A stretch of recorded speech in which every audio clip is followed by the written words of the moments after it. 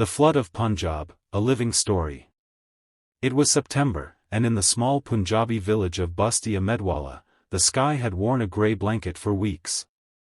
The Sutlej River, always the center of their lives, was now silently swelling.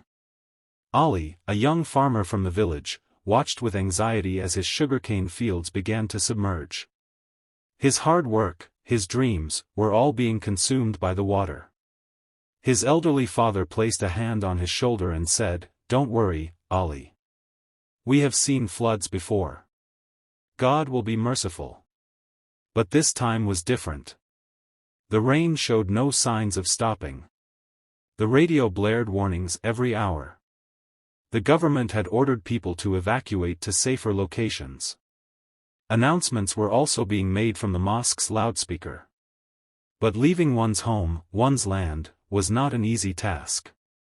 "How can we leave everything behind?" asked Ali's wife, Fatima, with tear-filled eyes, clutching their 3-year-old daughter, Meher, to her chest.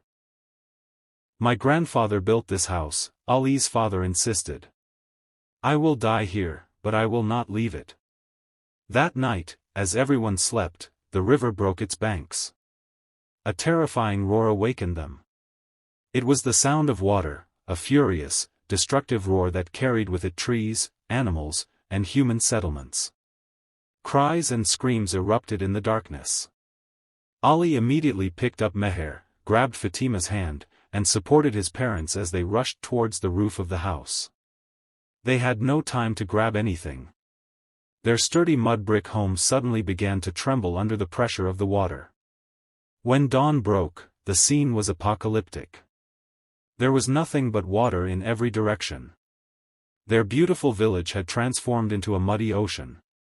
Only the roofs of a few houses and the tops of tall trees were visible.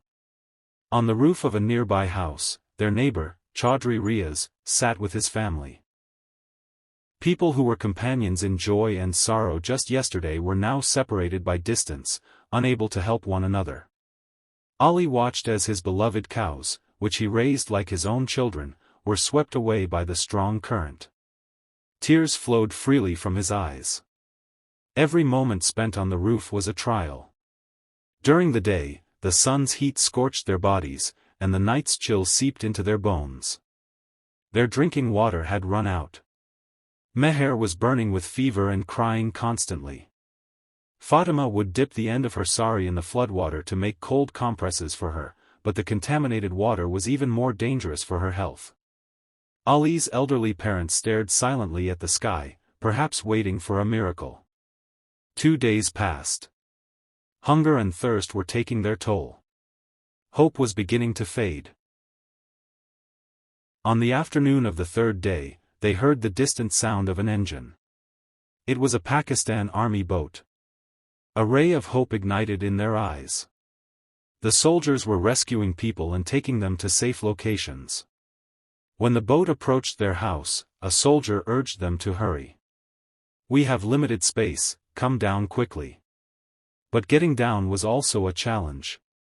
Ali carried his father on his shoulders and managed to reach the boat with difficulty.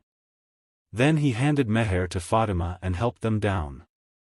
As he was about to climb down himself, he took one last look at his home, now half submerged.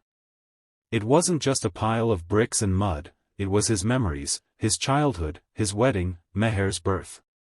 A tear escaped his eye and was lost in the floodwater. They were taken to a relief camp set up in a government school. There were thousands of victims like them. Every face told a story of fear, loss, and uncertainty. The camp was crowded, sanitation was inadequate, and food was limited. People were falling ill. Doctors and volunteers were working day and night, but the number of victims far exceeded their capacity. Ali managed to find a small corner for his family. He immediately took Meher to the medical camp where she received first aid. When he lay down that night, exhausted, sleep would not come. His mind was consumed with worries about the future. His home, his land, his crops, everything was destroyed. He was no longer a farmer, he was a refugee. What would he provide for his daughter? How would he feed his family? These questions were eating him up from the inside. Over the next few days, Ali started working as a volunteer in the camp. He was trying to forget his own sorrow by helping others. He realized he was not alone. Everyone had lost something, yet people were supporting each other. Someone was sharing their food, another was taking care of sick children. This calamity had united them. The spirit and compassion of the people of Punjab were alive. A week later, news came that the water had started to recede from Busti Ahmedwala. This news brought a new wave of hope. People were anxious to return to their homes, whether anything was left there or not. Ali wanted to go back too. He wanted to stand on his own land again. When he returned to his village, there was destruction and mud everywhere. Houses had collapsed. Fields were ruined. But there was no despair in Ali's heart now. He bent down and touched the soil of his land. It was still his. He looked up at the sky, the sun was shining. He looked around, other villagers were also returning.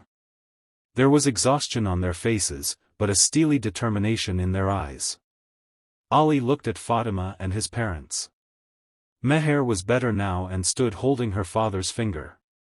Ali realized he hadn't lost everything. His family was with him. Their courage was with him. The journey ahead was difficult. Starting life anew was a mountainous task, but he knew he would do it. The farmer of Punjab is tied to his land, a flood can bend him, but it cannot break him. Together, they would rebuild their village, plow their fields again, and life would once more move forward.